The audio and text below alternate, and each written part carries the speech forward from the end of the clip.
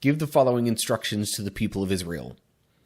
When you present an animal as an offering to the Lord, you may take it from your herd of cattle or your flock of sheep and goats. Lay your hand on the animal's head, and the Lord will accept its death in your place to purify you, making you right with him. When you present grain as an offering to the Lord, the offering must consist of choice flour. You are to pour olive oil on it, sprinkle it with frankincense, and bring it to Aaron's sons, the priests. The priest will scoop out a handful of the flour moistened with oil, together with all the frankincense, and burn this representative portion on the altar. It is a special gift, a pleasing aroma to the Lord. If you present an animal from the herd as a peace offering to the Lord, it may be a male or a female, but it must have no defects. You must never eat any fat or blood. This is a permanent law for you, and it must be observed from generation to generation, wherever you live. If the entire Israelite community sins by violating one of the Lord's commands, but the people don't realize it, they are still guilty. When they become aware of their sin, the people must bring a young bull as an offering for their sin and present it before the tabernacle. When you become aware of your guilt in any of these ways, you must confess your sin. For a guilt offering, you must bring to the priest your own ram with no defects, or you may buy one of equal value. Through this process, the priest will purify you from your unintentional sin, making you right with the Lord, and you will be forgiven. This is the offering Aaron and his sons are to bring to the Lord on the day he is anointed, 1/10 of an ephah of the finest flour as a regular grain offering, half of it in the morning and half in the evening. The son who is to succeed him as anointed priest shall prepare it. It is the Lord's perpetual share and is to be burned completely. The son of Aaron, who offers the blood and the fat of the fellowship offering, shall have the right thigh as his share. From the fellowship offerings of the Israelites, I have taken the breast that is waved and the thigh that is presented, and have given them to Aaron the priest and his sons as their perpetual share from the Israelites. Then Moses took the anointing oil and anointed the tabernacle and everything in it, and so consecrated them. Then Moses took some of the anointing oil and some of the blood from the altar and sprinkled them on Aaron and his garments and on his sons and their garments. So he consecrated Aaron and his garments and his sons and their garments. On the 8th day, Moses summoned Aaron and his sons and the elders of Israel. Moses and Aaron then went into the tent of meeting. When they came out, they blessed the people, and the glory of the Lord appeared to all the people. Aaron's sons, Nadab and Abihu, took their censers, put fire in them, and added incense. And they offered unauthorized fire before the Lord, contrary to his command. So fire came out from the presence of the Lord and consumed them, and they died before the Lord. You may eat any animal that has a divided hoof and that chews the cud. You must distinguish between the unclean and the clean, between living creatures that may be eaten and those that may not be eaten.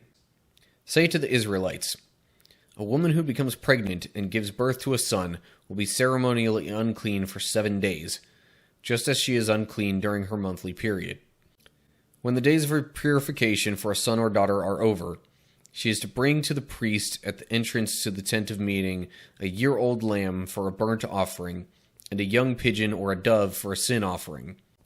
Those who suffer from a serious skin disease must tear their clothing and leave their hair uncombed. They must cover their mouth and call out, "Unclean, unclean." As long as the serious disease lasts, they will be ceremonially unclean. They must live in isolation in their place outside the camp. The persons being purified must then wash their clothes, shave off all their hair, and bathe themselves in water. Then they will be ceremonially clean and may return to the camp. However, they must remain outside their tents for 7 days. On the 8th day, each person being purified must bring 2 male lambs and a 1-year-old female lamb, all with no defects, along with a grain offering of 6 quarts of choice flour, moistened with olive oil, and a cup of olive oil. This is how you will guard the people of Israel from ceremonial uncleanness. Otherwise they would die, for their impurity would defile my tabernacle that stands among them. On the 10th day of the appointed month in early autumn, you must deny yourselves. Neither native-born Israelites nor foreigners living among you may do any kind of work. This is a permanent law for you. On that day, offerings of purification will be made for you, and you will be purified in the Lord's presence from all your sins. And if any native Israelite or foreigner living among you eats or drinks blood in any form, I will turn against that person and cut him off from the community of your people, for the life of the body is in its blood. I have given you the blood on the altar to purify you, making you right with the Lord. It is the blood, given in exchange for a life, that makes purification possible. You must never have sexual relations with a close relative, for I am the Lord. Do not defile yourselves in any of these ways, for the people I am driving out before you have defiled themselves in all these ways. When you harvest the crops of your land, do not harvest the grain along the edges of your fields, and do not pick up what the harvesters drop. Do not use dishonest standards when measuring length, weight, or volume. Do not live according to the customs of the people I am driving out before you. It is because they do these shameful things that I detest them. But I have promised you, you will possess their land because I will give it to you as your possession, a land flowing with milk and honey. I am the Lord your God, who has set you apart from all other people. The priests must not shave their heads or trim their beards or cut their bodies. They must be set apart as holy to their God, and must never bring shame on the name of God. They must be holy, for they are the ones who present the special gifts to God, gifts of food for their God. No one outside a priest's family may eat the sacred offerings. Even guests and hired workers in a priest's home are not allowed to eat them. If you present a peace offering to the Lord from the herd or the flock, whether it is to fulfill a vow or is a voluntary offering, you must offer a perfect animal. It may have no defect of any kind. The Lord said to Moses, "Give the following instructions to the people of Israel. These are the Lord's appointed festivals, which you are to proclaim as official days for holy assembly. Say to the people of Israel, those who curse their God will be punished for their sin. Anyone who blasphemes the name of the Lord must be stoned to death by the whole community of Israel. Any native-born Israelite or foreigner among you who blasphemes the name of the Lord must be put to death. In addition, you must count off 7 Sabbath years, 7 sets of 7 years, adding up to 49 years in all. Set this year apart as holy, a time to proclaim freedom throughout the land for all who live there. It will be a jubilee year for you, when each of you may return to the land that belonged to your ancestors and return to your own clan. However, if you do not listen to me or obey all these commands, and if you break my covenant by rejecting my decrees, treating my regulations with contempt, and refusing to obey my commands, I will punish you. 1/10 of the produce of the land, whether grain from the fields or fruit from the trees, belongs to the Lord and must be set apart to him as holy. These are the commands the Lord gave through Moses on Mount Sinai for the Israelites. What's up, cool people? I'm Matt Conroy, and that was my attempt at summarizing the book of Leviticus with just like a verse or two per chapter. Now, I will confess, I did ever so slightly cheat. There was one chapter where I used like a few words beyond 2 verses, but I only did it to finish out the sentence. But anyway, let me know what you thought about that idea and how I did with it down in the comment section. I'm sure there are other verses that I could have included, but I mean, really Leviticus is a bit difficult to summarize in this way because it's mostly laws and not all necessarily related to particular themes, even within a certain chapter.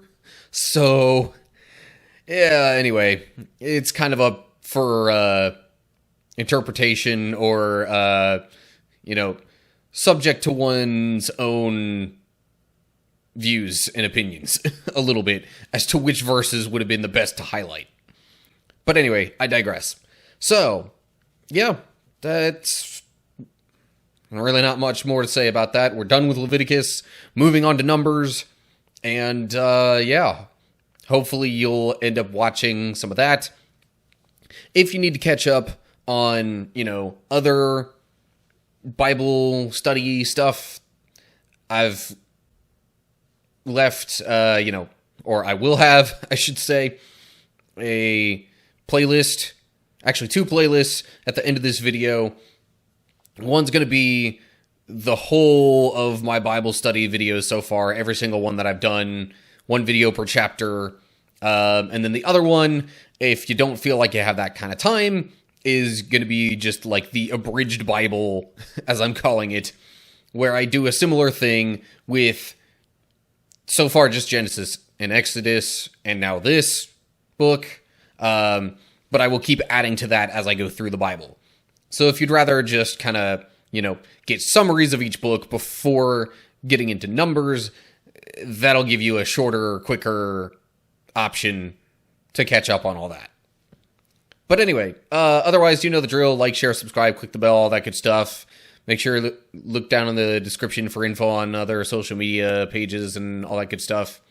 And as I said before, leave comments down below with any thoughts you have. So that's it. Hope you're all doing well. Hopefully I'll see you once we kick off Numbers, or in some other video in the near future.